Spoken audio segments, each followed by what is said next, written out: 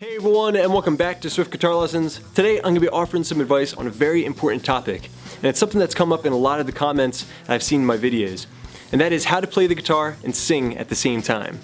Now, this is something that's very tricky, especially for beginners, but to be honest, players of all levels struggle with this.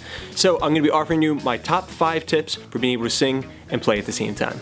Okay, tip number 1, practice basic strumming patterns. In order for you to do 2 things at the same time, you really need to have one of those things, at least, dedicated to muscle memory. So practice basic strumming patterns like the one I've taught right here in this lesson. You can click through that, put that on the side, you'll learn some of the basic patterns that you hear in thousands of different songs. Now, how to practice it. Make sure that you're tapping your foot, and make sure that you're able to count out loud, okay? That's really the first step to being able to sing and play at the same time, the ability to count out your beats. Okay, tip number 2. Practice singing independently. One of the biggest issues that I see with aspiring singer-songwriters is that they underestimate the amount of time and practice that goes into becoming a good singer. For the guitar, we practice our scales, we practice our rhythms, tapping our foot, all that stuff. That's great, but we need to apply the same amount of dedication to our singing if we want to be able to grow. So some of the tips that I have for aspiring singers: practice singing along with your favorite songs.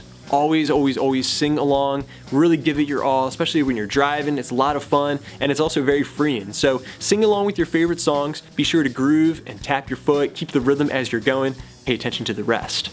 Now, the other thing that I recommend is to record yourself constantly. Always be recording yourself and criticizing and looking for little mistakes, and also looking for the things that you did well. So I recommend getting some karaoke tracks and some basic recording software, and just recording your voice regularly and listening and sharing it with others. Okay, tip number 3. Consider how the lyrics line up with the chord changes. Whenever I learn a song for the first time, the first thing that I do is play through the tune in the most simplistic way possible, just singing and strumming the chord once as it corresponds with the lyrics.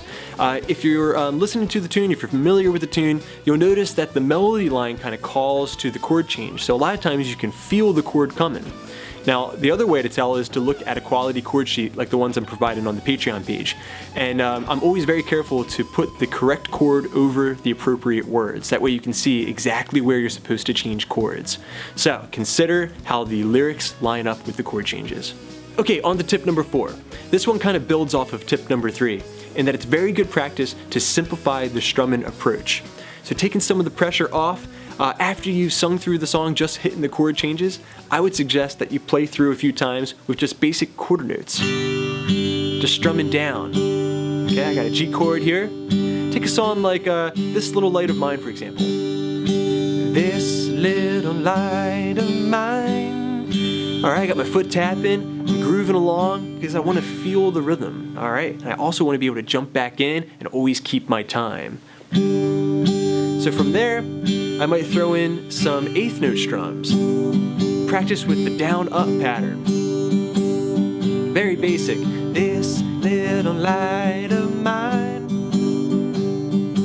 I'm gonna let it shine. Alright, from there you might want to employ one of your basic patterns, like the calypso pattern, the one that I call the pop strumming pattern. Alright, I'm still staying in time. Down, down, up, down, down, up.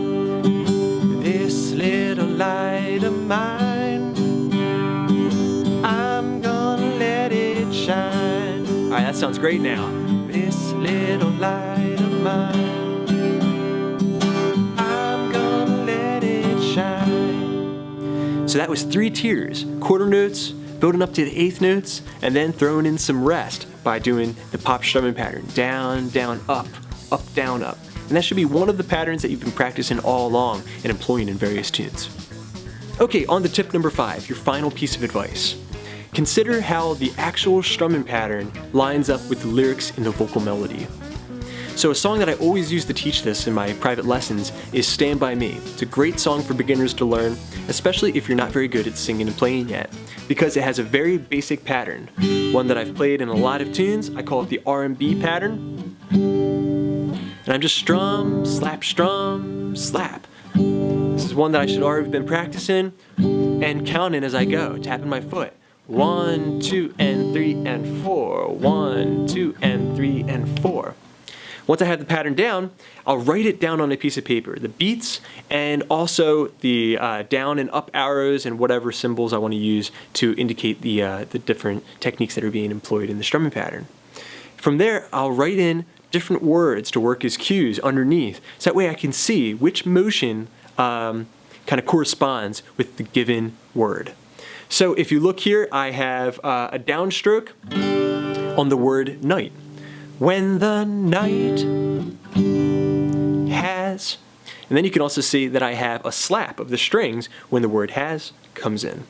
When the night has come, then the word come is in between the two measures, okay, in the rest.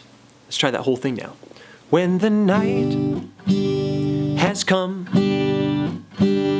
Okay, now if I'm very kind of novice at this technique, I'll play that part of the verse over and over and over again until I get more comfortable with it.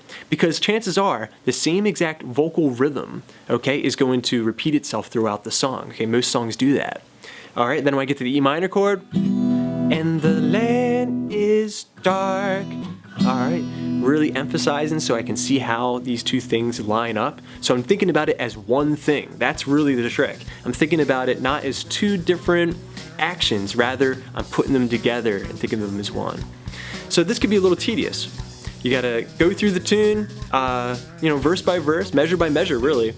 Write down all the beats, all the down and up strokes and whatever symbols you have for the different techniques being used, and a couple of the key words that are in the lyrics. That way you can kind of see how this is working.